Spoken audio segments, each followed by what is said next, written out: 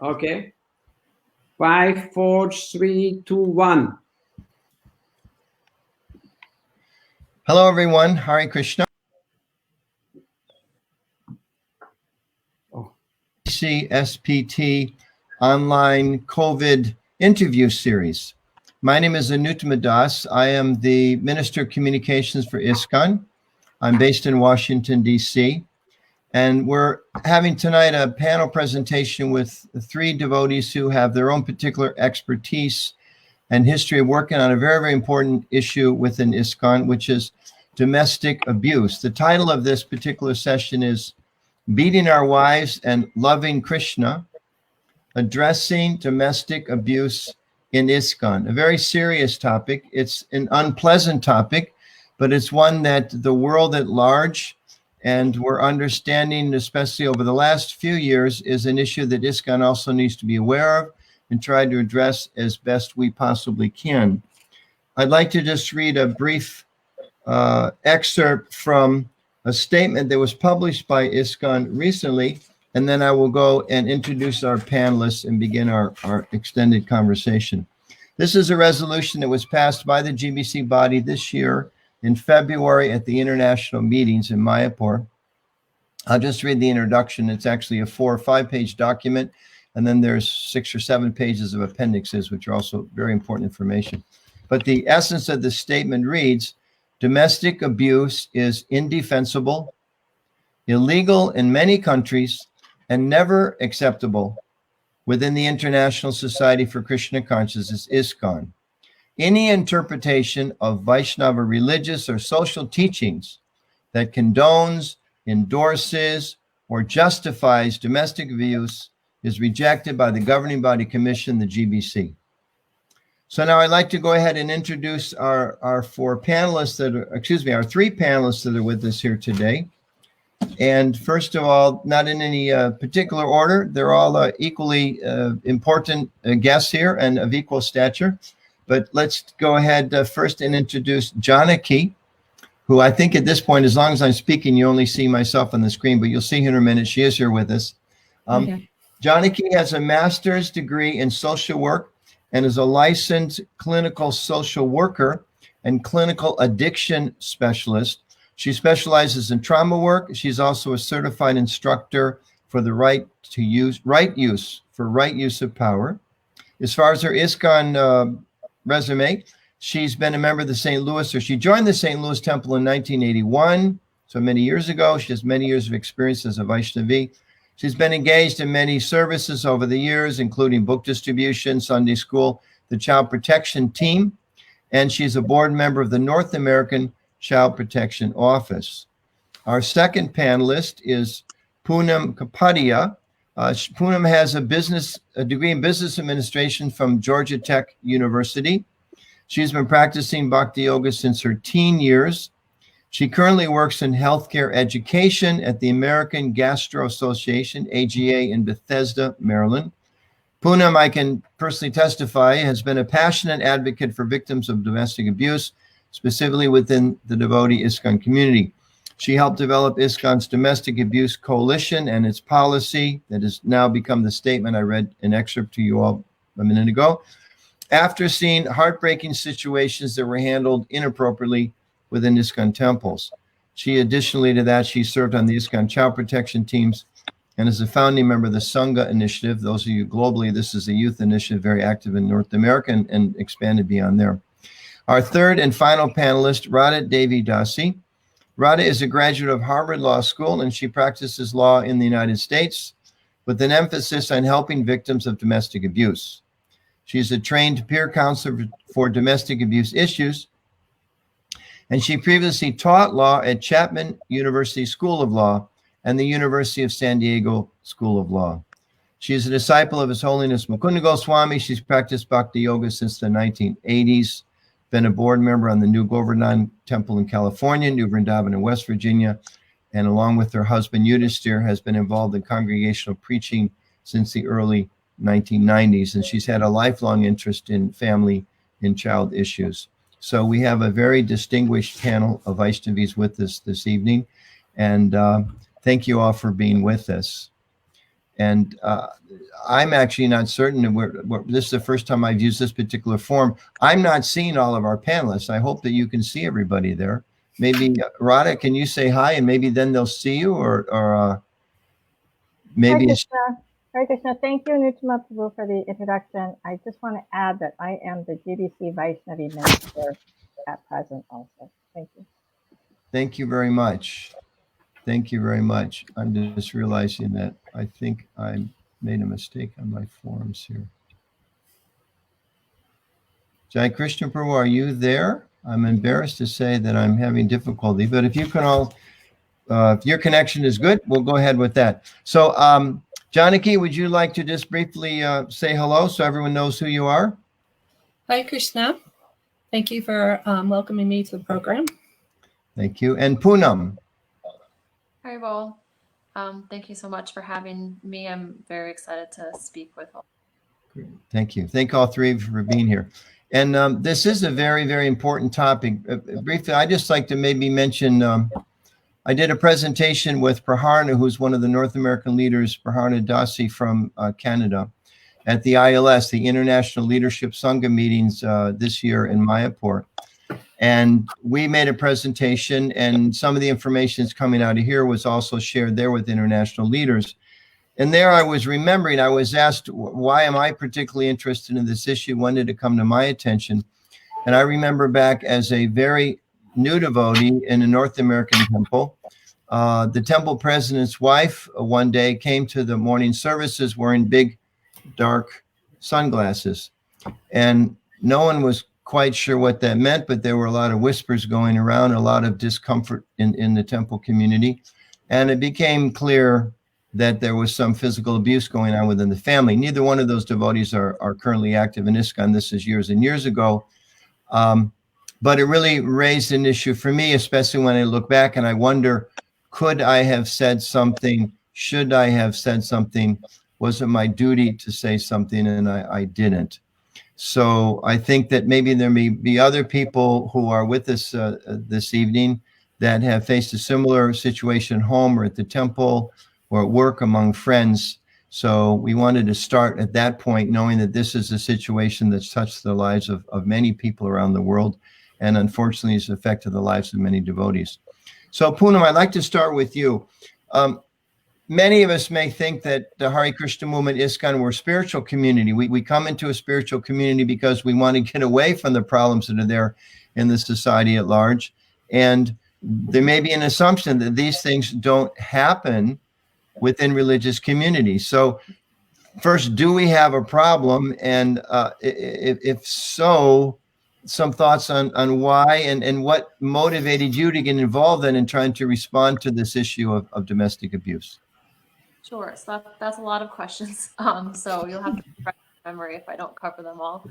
But I think the first thing that you said is such a part of the problem, that when we are in a religious community where we're told that everybody is good and they're practicing bhakti, practicing God consciousness, when we assume that bad things aren't happening, they tend to happen more because we're turning a blind eye to them.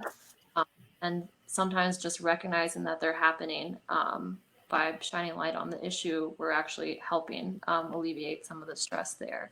What was your second question? Well, how did you particularly get involved? What motivated you? There's lots of things you could be involved in. You don't have a degree in domestic abuse counseling. So somehow or it's touched you. And as you explained in the introduction, you're passionate about this cause. Why? Honestly, because so many of the women that I've known since my teen years, since joining the Hare Krishna movement, have been afflicted by this. Men are afflicted as well, but in my own experience, it's just that I've known my friends, mothers in these situations, sometimes people that we interact with in Sunday school or at retreats like TSI come forward and they talk about TSI means some of us may not know. The Sangha initiative. And we have adults that come to the Sangha initiative as well that are college kids and young professionals, and they talk about experiences at home where there was issues between their family. but they didn't know who to go to or how to get help in those situations. And the part that really was heartbreaking is for women that came forward and told their temple president or told people in the community that they were going through this struggle. The response that they get, because there's not education on this topic, is really dismal and really heartbreaking. And it's the same response a lot of times. There's a lot of blaming of the victim, a lot of encouragement to have the victim try and save their marriage, telling them that it's their responsibility to make things work, and not understanding that they're pushing these women to go back to safe situations where saving the marriage is really not the focus. The focus is there's an abuser who has issues that need to be resolved, and it's not the victim's fault, and all the victim needs to do is be safe and have her children be safe. And that just comes from not knowing about how to deal with abuse, not being educated in this. And I think that was really what drove us to come out with the statement and take this one step at a time, just seeing the response from the devotees and how they were reacting to these situations. You mentioned the statement. I read from it briefly in the introduction. Tell us a little bit about the statement. How did it come together? And what do you think are some of the key points? Not everyone is listening may be aware of that. We'll give a reference later on where they can look for that statement. So I would highly recommend that everyone in our community, especially temple leaders, read through this statement once, and the appendices. It's 15 pages total, but there's so much good content in there summarized. The statement itself is only like 4 pages, and there's general advice to victims, what is abuse, why are scriptures not okay, and it's something that we should take action for. There's some advice to leaders in there. There's even advice for if you're struggling with abusive tendencies, what should you do?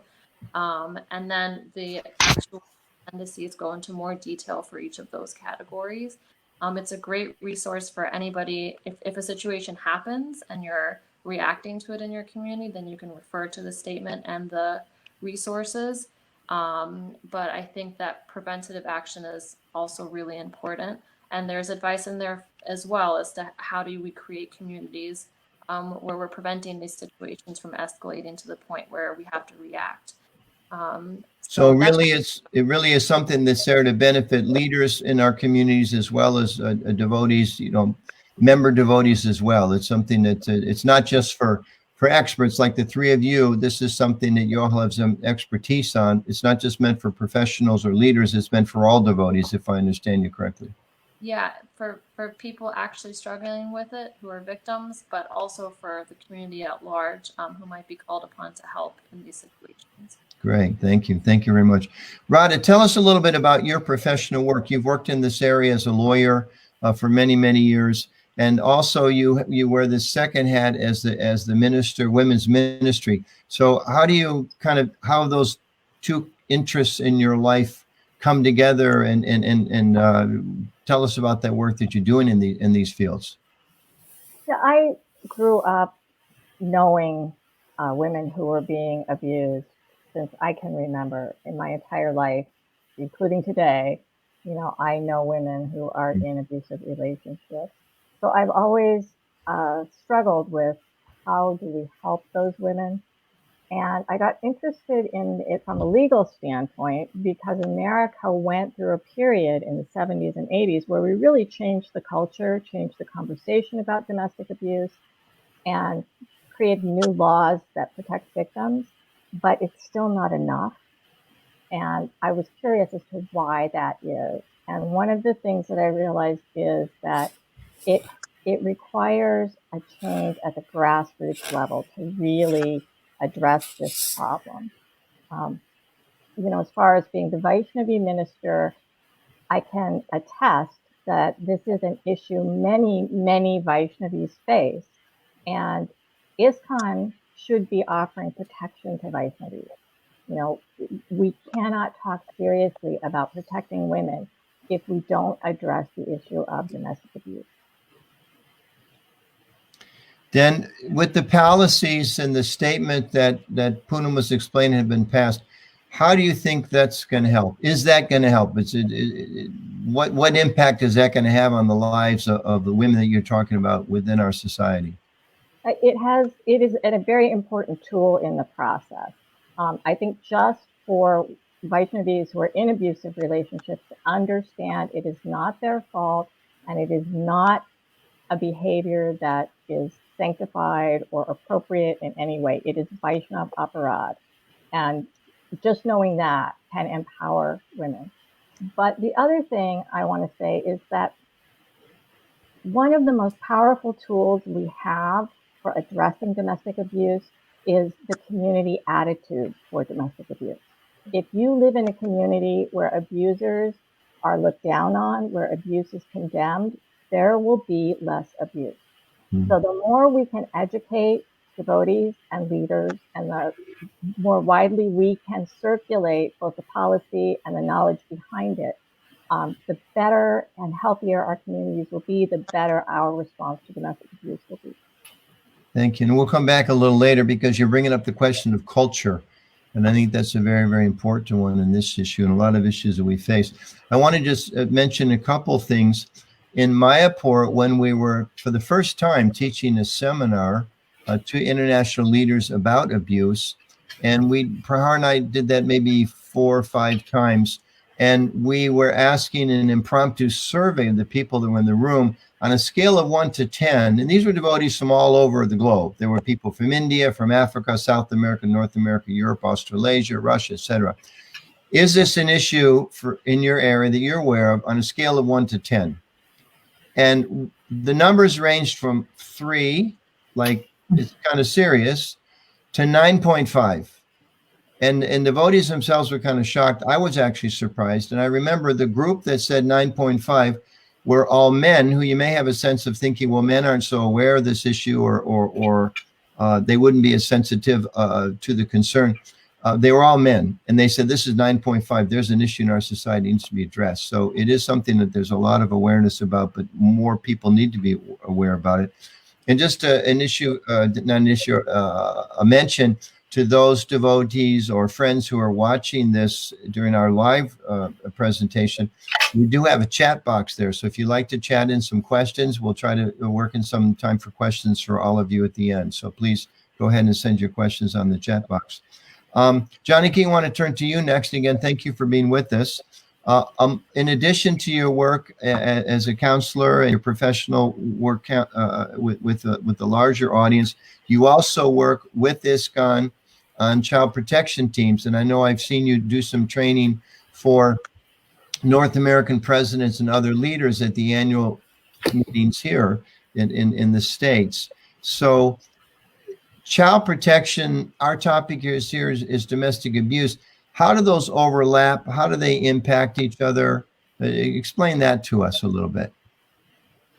Well, when children are exposed to domestic violence, they're greatly harmed in many different ways. And if children are exposed to domestic violence and the parents aren't protecting them from witnessing it, in many states it's considered neglect. And so it is one of the forms of abuse to expose a child to that. And there's many ramifications from a child experiencing this in early childhood and growing up. It creates a lot of different challenges for them, anywhere from having learning disabilities and challenges to having anxiety, depression, and having what we call complex post-traumatic stress disorder. So there's the impact is very profound on children.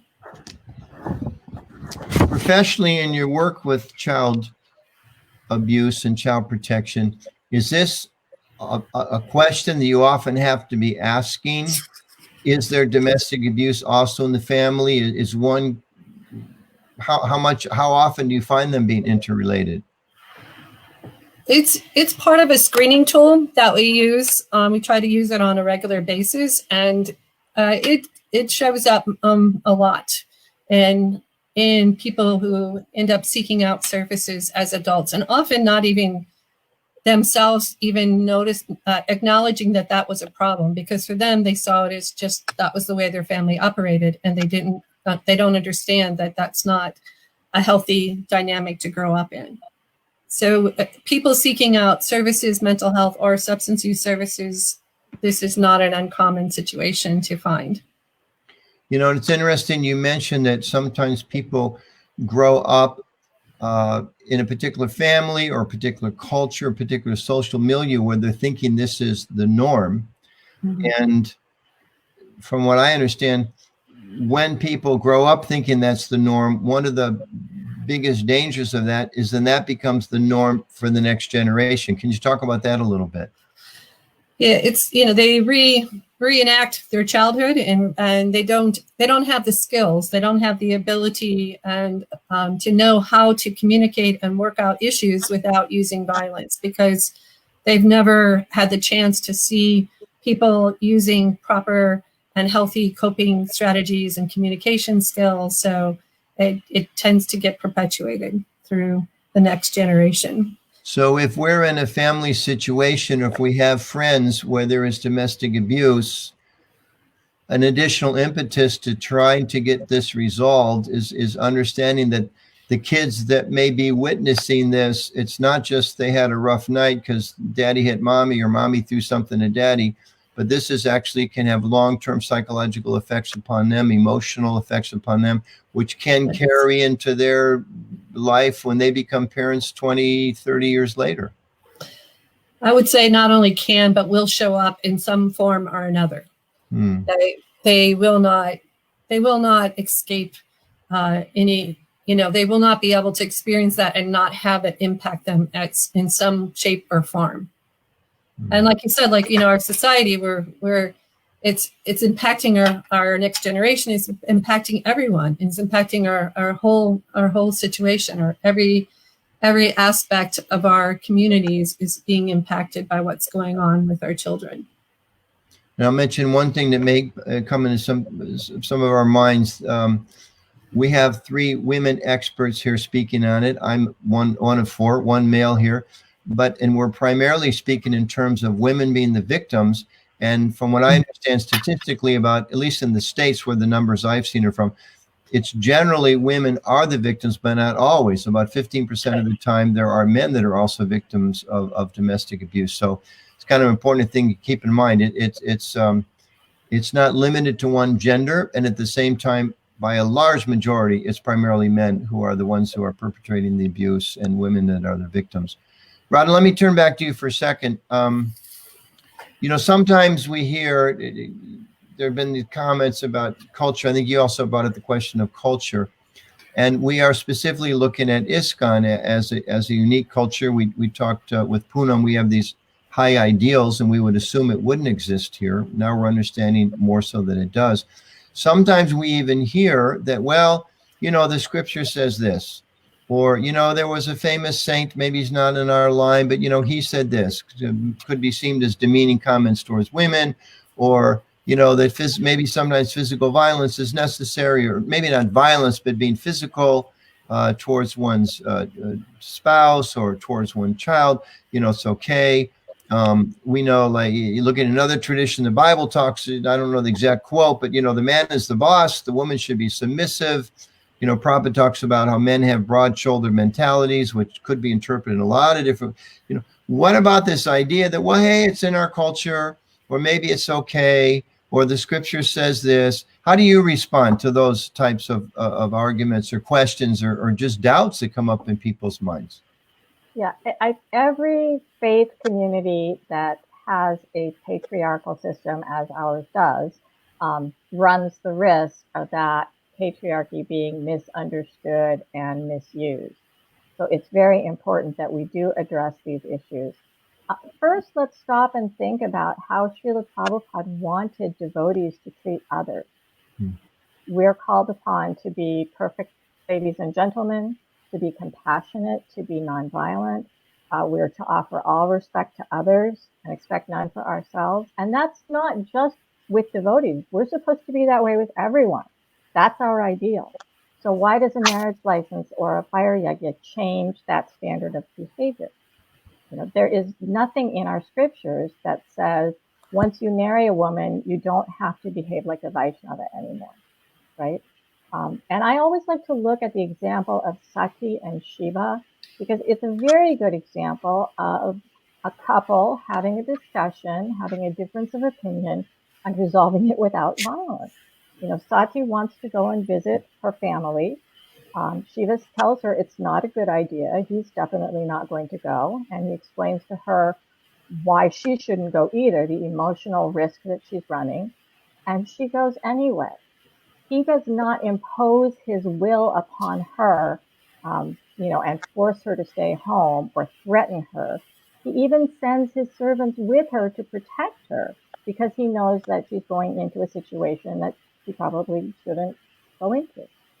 That's how a Vaishnava deals with a difference of opinion in a marriage. And then the last thing I'll say about that is that when we talk about hierarchy and power in ISKCON, it's not just men and women, the spiritual master and the disciple, the temple authority and the temple devotee.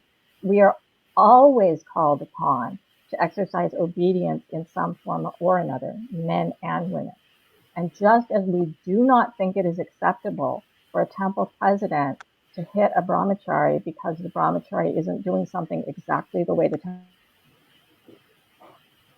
temple president wants it done, it's not okay for a husband or wife to hit their spouse for the same reason. You use the term patriarchy, and not all of us may be educated in the fields that the three of you are. Is that a negative term, a positive term? What's the context you use that in? Okay, so patriarchy means a society in which men have more power and higher status in a material sense than women do. It definitely has negative connotations to some people. I certainly do not mean to bring that negative connotation into this discussion, but it's very clear that our scripture does say that wives should be submissive. Srila Prabhupada asked Vaishnavis, to make that extra effort to keep marriages running smoothly. And I will say also that if you look at tendencies, personality tendencies in men and women by nature are more invested in making relationships work.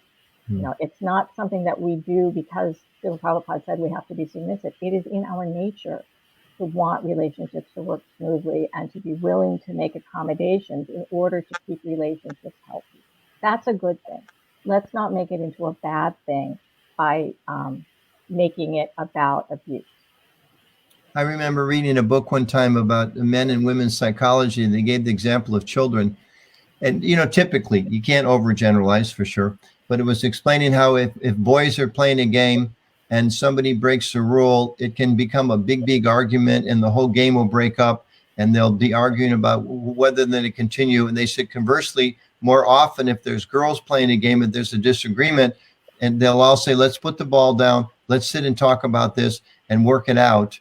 And then they'll continue in a happy way. So there is a tendency, that we all see that women, as you said, there's more, I think more of a capacity in the work that I do in communications. Women generally have higher skills of listening, higher skills of empathy, higher skills of understanding other people's feelings and all that. So appreciate your comments and how that plays out in terms of relationships. It's very important. Poonam, I want to go back to you if I can. In the statement you talked about, it gives reference to what's known as the cycle of abuse, which I think is important for us to understand. Explain how that works and what's the significance of that. Sure. I just wanted to add a comment to Radha Dasi's. I'm really appreciating the different perspectives that everyone's contributing. But something that I think we need to propagate more, especially in like the pre-marriage counseling and type processes, is that like men and women have a responsibility to make the relationship work. And if they're not capable of doing that, like we need to be equipping people with the tools in order to handle these situations better. But it's not just on the woman to make the relationship work. And I know that's not what you were insinuating, Radha Dasi, but I feel like sometimes there's that misconception. I wanted to address that. I think that would be an example. I think that's an example, one of those kind of cultural misconceptions that Rod addressed that would be an erroneous one. So thank you for highlighting that. Thank you. Sorry, repeat your question. Cycle of abuse. What does that mean? So honestly, Janaki and Radhasi can speak on this from a professional perspective, but it's essentially this cycle that is true time and time again in an abusive situation. It starts with the incidents, I guess you could say, where abuse happens. So whether it's physical abuse or emotional abuse, like there's this explosion that happens, and the abuser abuses the victim. And then it transitions to when the abuser might feel bad and come to the victim and say, I'm really sorry, that's not going to happen again. Maybe he buys her flowers or whatever, tries to make up for that. And she starts to feel safe again. And then the situation is calm for some time. And then again, there's an explosive situation. Abuse happens. And the cycle kind of continues to the point where there are victims when they finally go and get help and a counselor or a social worker shows them, like, this is the cycle of abuse, they'll pick up that sheet of paper and say, that's my husband, that's my relationship. Like, it's summarized so perfectly. And I think that that's one indication that abuse, just like any other mental health issue, or it's something that is scientific, and there's a process there, and there's help that needs to be given to the abuser. And I think that when victims see that they're not alone in this, and this is real, it's not just in their head, it's not because of them, I think that that's also very liberating when they come to understand that. But I think that's an important educational thing that our community needs to understand as well. Janaki and Radhasi, do you want to add to that at all? I'd like to add to that when you're looking at that cycle of abuse, for one thing, the victim becomes kind of an expert in predicting when the violence may occur because the pattern is so regular.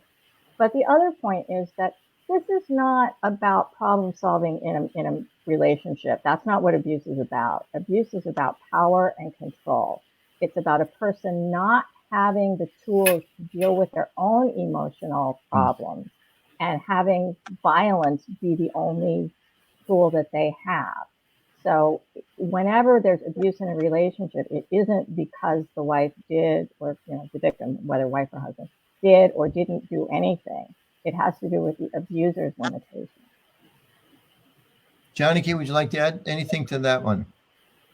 The tendency is to think that, I think that, women are, the spouses can fall in sometimes to the trap of thinking that if I just do something different, if I just look at this a different way, they just need help and I can solve this problem. It just keeps them stuck in that cycle, and it's harder to get out of. And so, like Poonam was saying, like getting to someone that's professional that can explain what's going on can help them to step out of the situation. And oftentimes there's emotional abuse going on, so self-esteem has been broken down, and people tend to accept blame a lot easier because it's always being put on them. And that's one of the kind of the hallmarks of what is going on in a domestic abuse situation. Thank you. Janaki, I wanted to actually come to you with the next question, directly related to this abuse cycle. Sometimes we hear, and Radha mentioned, even you may know that there's a pattern. It's building up and it's going to come again. He's going to explode again, or she's going to explode again. But Janaki, sometimes we hear that victims are afraid to come forward. They're afraid to ask for help, or they don't know how to find help. Why is that? Aside from the obvious reasons, but why is that? And is that an issue for our communities? Whereas Radha said we're all supposed to be protected. Women, Brahmins, etc., we're supposed to be protected. So is that an issue from what you've seen in your work? I think it's still, I think very much so. I don't think we've switched the culture yet. And so a lot of the responsibilities for the marriage, maintaining and being together is still put on the wife. And in those situations, or just in marriages in general. Or it's frowned upon to get divorced. You're going to hurt your children. There's so many things that keep people stuck into unhealthy relationships, and oftentimes financial issues are part of it. It's if you do not earn the money in the relationship and you don't have access to it, it's very difficult to leave.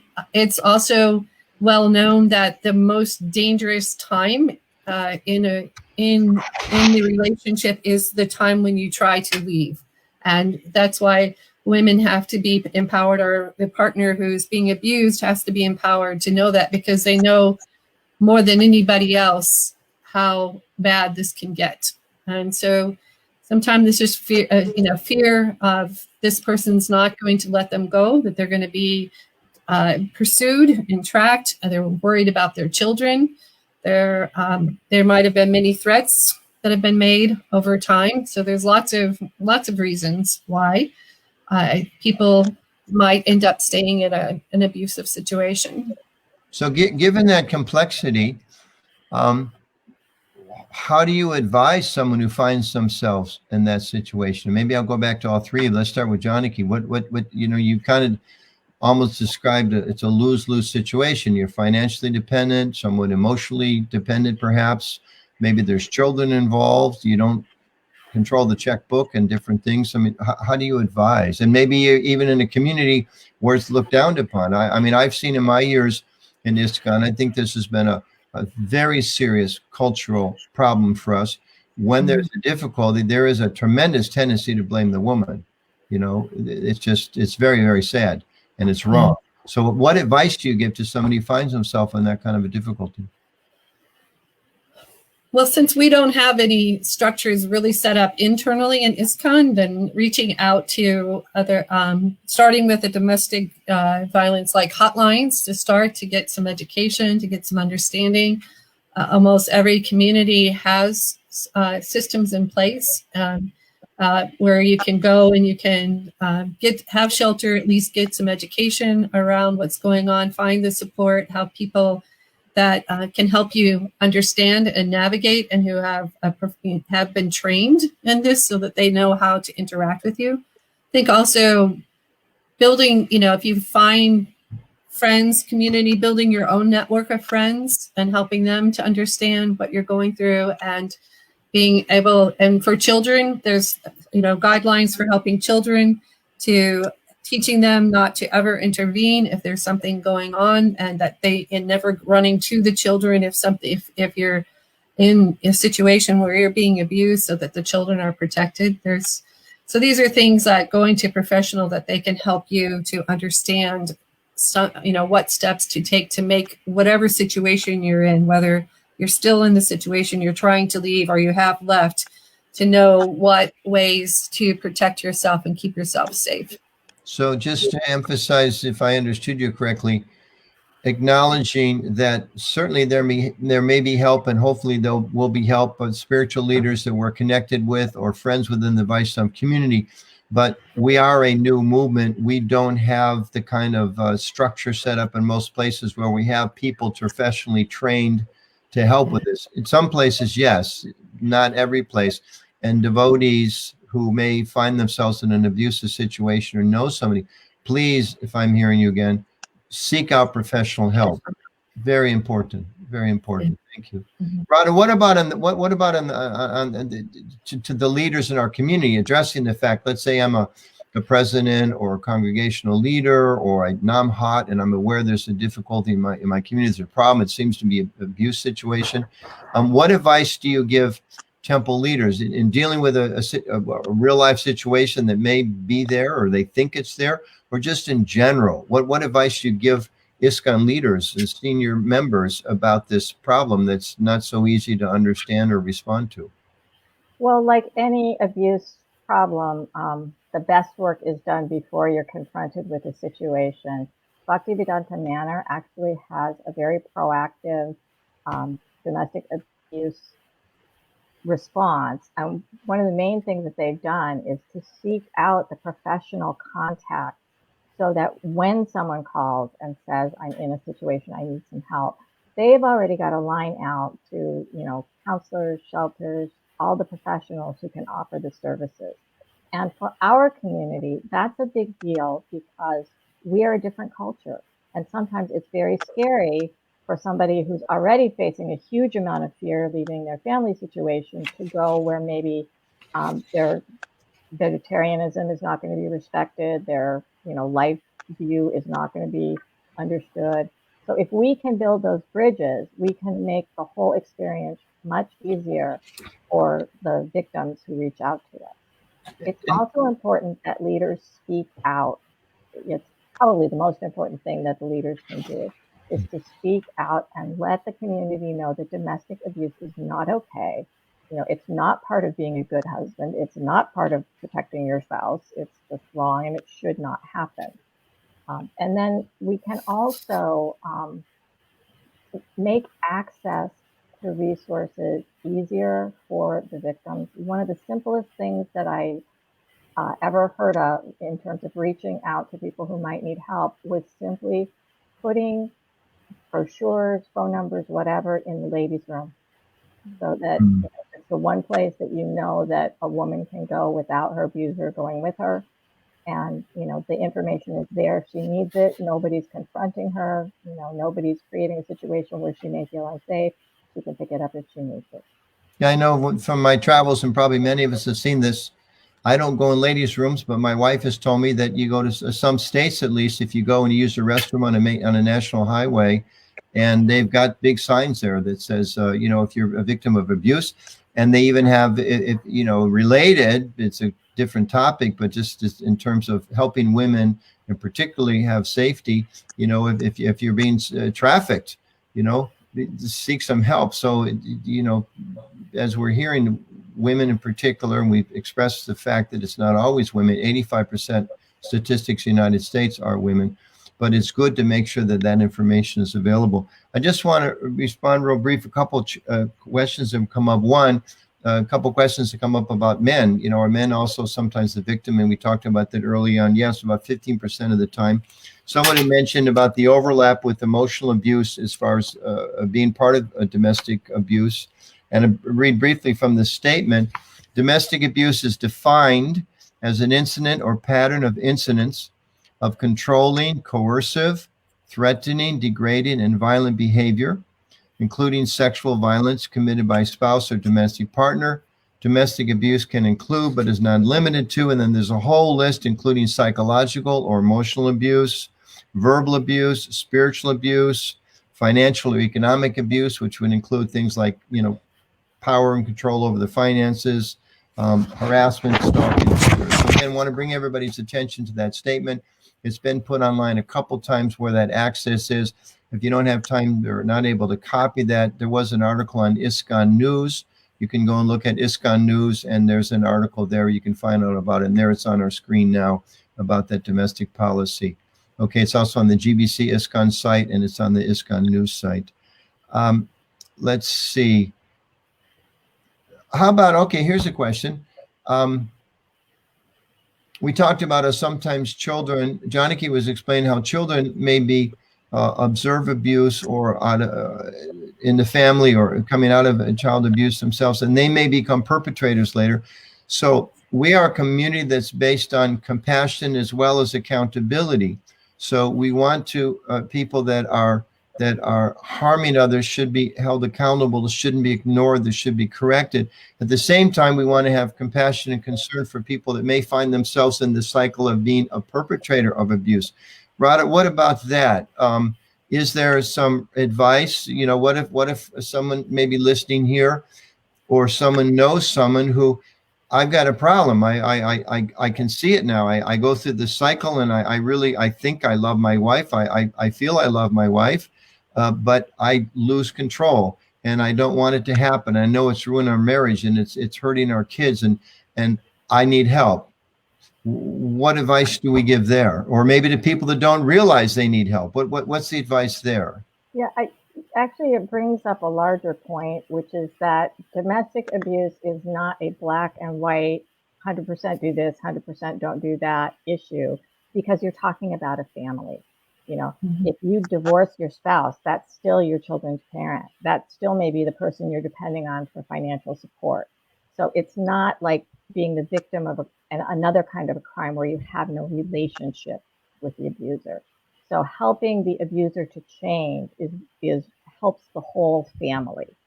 So it is important for abusers to know that there are resources. As I said before, this is about power and control and not having the tools to deal with one's own emotional issues. So there are places they can go to learn those tools. The big step for them is understanding the need for change, because part of their psychology is that they really do feel like it's the other person's fault. You know, they really do feel like if you wouldn't act in this way, I wouldn't have to react with violence. So that's the first thing that has to change. The other point I'd like to make on this topic is that as supporters, we can get frustrated when we give resources to somebody and they don't immediately leave their relationship. And we have to understand that's not a realistic expectation, and maybe not even the right expectation in domestic abuse situations. There are a lot of reasons why leaving the relationship, divorce, is not immediately available for the victim, or may not even be the best long-term strategy. So what we have to do is provide her with support while she figures out what is the best solution for her. And she will, need therapeutic resources to do that. But we can also help her to continue on that journey. Is it reasonable then to say that what works for me may not work for you, or may not work for her, may not work for him, that we have to help individuals come to their own understanding of the depth of the problem and the possible responses, and make their own decisions on how to deal with it? Absolutely. Part of what happens in an abusive relationship is the abuser continually undermines the victim's faith in their own intuition and ability to do things. So when we step in and say, oh, you're in an abusive relationship, you need to go to the shelter, I've got a great lawyer for you, your problem is solved, we're just perpetuating that. The victim, he or she, needs to, have their own faith in themselves restored. And we also have to keep in mind that there are parts of the world where there aren't a whole lot of resources for abused spouses. So, yes, we definitely have to do a time, place, and circumstance approach to helping victims.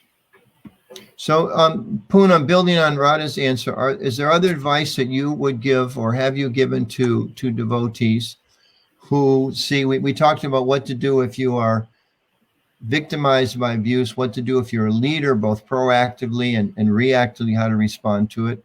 We talked about what we should do if we're actually finding ourselves caught up in that cycle and causing harm or abuse to others. What if you're a devotee in a community and you see that there's problems, or there could be problems, or you want to make sure that there's no problems? What advice would you give?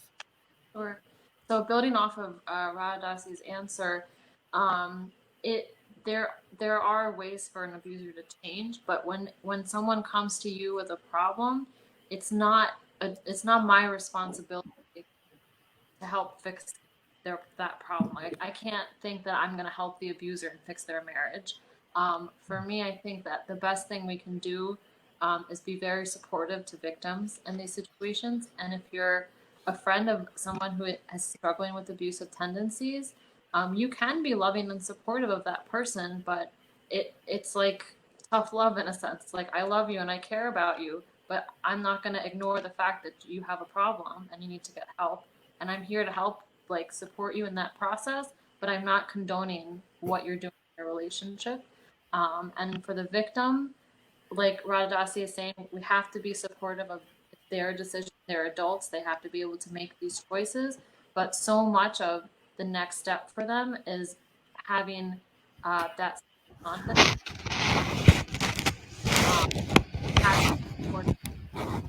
So if the victim knows that the devotee community is not judging them and is not blaming them, and is also not going to just automatically side with the abuser, those are all steps in building the self-confidence and the self-esteem of that victim, who probably doesn't have any of that.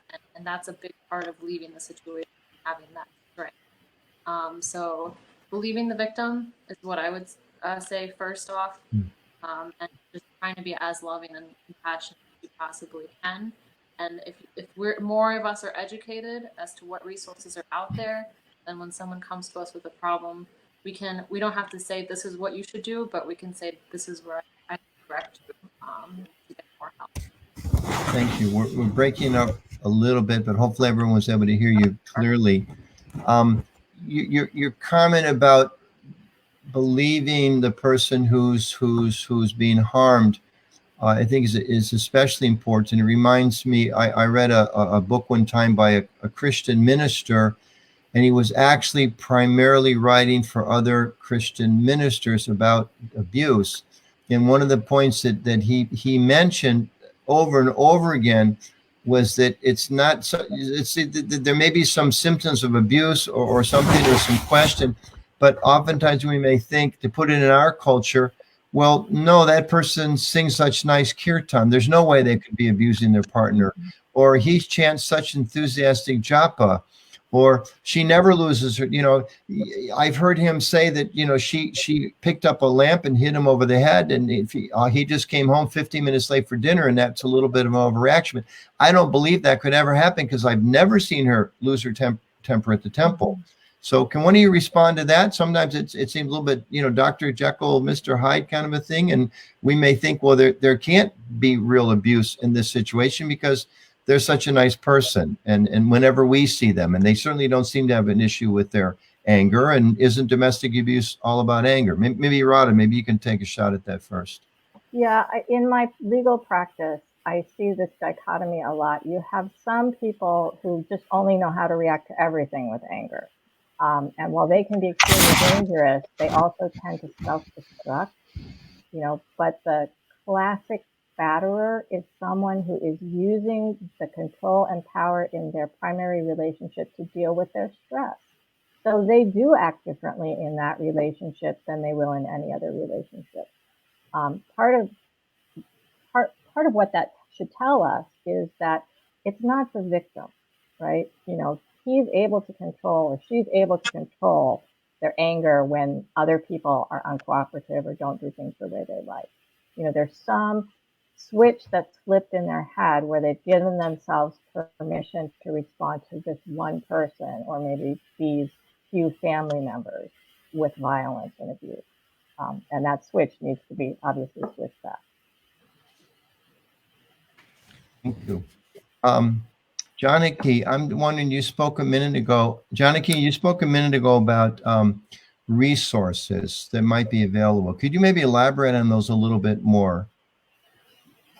Well, it's like the domestic violence centers often have connections to like housing that people might need to have access to legal advice, to funds to help with transitioning and getting things. So those are all things that are usually available through a domestic violence center, where they can have actual practical support on that, as well as education, support groups, different things of that nature. Okay, good. So is that the kind of thing we can go online and find those? And are those usually trusted resources, or what would you advise in terms of practically? I'm living in whatever, Detroit, Michigan, Los Angeles, California. What do I do? There's national hotlines, which I think are also in the documents that Poonam has, you have been putting on, that she's done before. And also just locally, you can find those resources as well. Almost every, major city has one. A lot of, communities have different resources in that way. Thank you. And then, Poonam, I want to go back and ask you, because you talked about Poonam, you talked about the document. Okay, so there's a statement, but obviously this is a serious social issue. It's clearly a problem for members of the Hare Krishna community. And you and a coalition of devotees got together, and there was a policy was passed in North America about 1.5 years ago. A very similar policy with some slight adjustments for an international form was passed by the international GBC body just this February. I mentioned at the very beginning. Is that enough? Someone might say, okay, great, you got a statement, but what comes next? Is your team planning on doing other things? And maybe a second question. I have a tendency to ask you more than one at a time because I know you're younger and smarter than the rest of us here. A second question would be, if anybody's listening wants to get involved and wants to help, what would you advise them? So are there next steps? And what would you advise an individual who wants to get involved and help? So the next step, we have designed a brochure similar to the child protection brochure. And that is something that we want to have distributed to all temples. I know that it was shared at the NATP meetings this year, and we're going to come out with a plan to make sure that every temple has several brochures available. We do want to have signs in the bathroom, just like we were mentioning that other communities are also doing, so that women can see some resources and see that information in a private setting. The main thing right now is raising awareness. I struggle with the second question because I do have people who reach out that are happy that we're doing this or grateful that we're doing this. And I've had some one-on-one conversations with how they can help in their community. But when you come and ask me how we can help on a bigger scale, it's hard for me to answer that because we're just beginning this process. And I would love to engage everyone.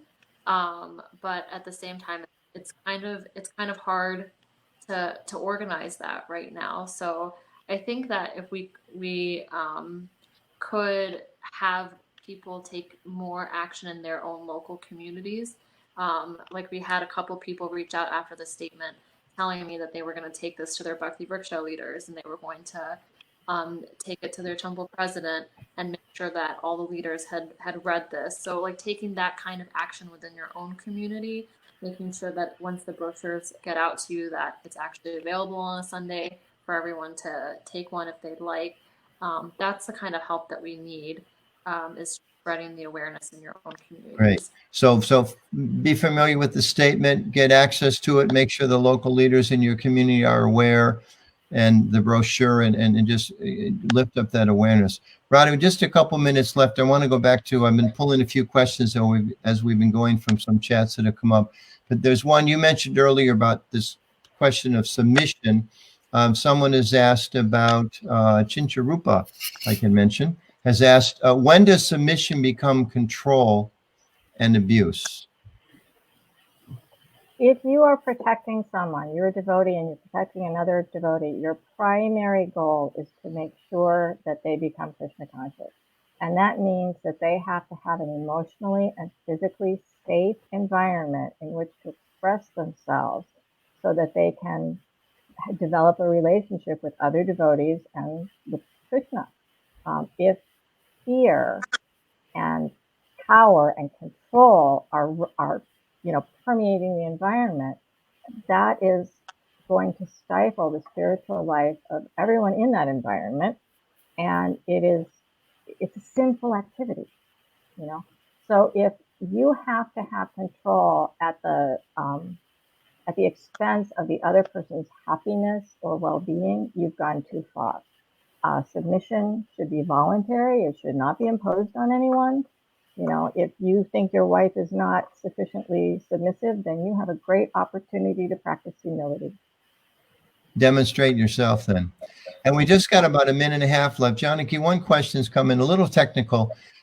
Is there a causal relationship between an abusive person and we hear about different types of mental disorders? I live in Washington, D.C. I hear the term narcissist thrown around a lot these days. Other types of social disorders and things like that. Is there a connection? Is this existing on its own? Are there patterns or just real briefly, if you could touch on that. That's a hard thing to answer briefly. Would someone with a narcissistic personality have more tendencies for this? Yes, but that doesn't mean that everybody who engages in that type of behavior has that personality disorder. It's not exclusive. Okay, thank you. We've just got a little bit of time yet. Maybe just a brief 15 seconds final thoughts. I'll start with Poonam. Just very, very brief. I think that we need to raise more awareness about what we're doing. And it's hard to give you stats of how many women are affected in our communities. Just know that several people in your community right now are dealing with domestic abuse and their victims. And that should inspire you to take this seriously. Make it an issue and raise awareness on that. Thank you. And Janaki, just 10, 15 seconds if you don't mind. This is a part, if it was a commercially produced program, the music would start coming in louder and louder. I don't have that kind of technology yet, but no, this is a very important issue, especially for our children, for their sense of well-being and safety, and for them to continue to see Krishna consciousness as an option in their life. They need to have healthy and happy childhoods. Thank you. So it's an all-around issue for our families. Yeah. And Radha, please, if you could share some final thoughts or comments. Yeah, I will endorse what Poonam and Janaki Caboose have said. And I'll also ask the Vaishnavas, please, when you discuss family, marriage, things like that amongst each other, please speak out on this issue and let the other men know your thoughts, that you do not agree with any form of domestic abuse. Thank you. Very important. I would put that across the board. That's important for all of us. Sometimes we are afraid to speak out when we see things that are wrong.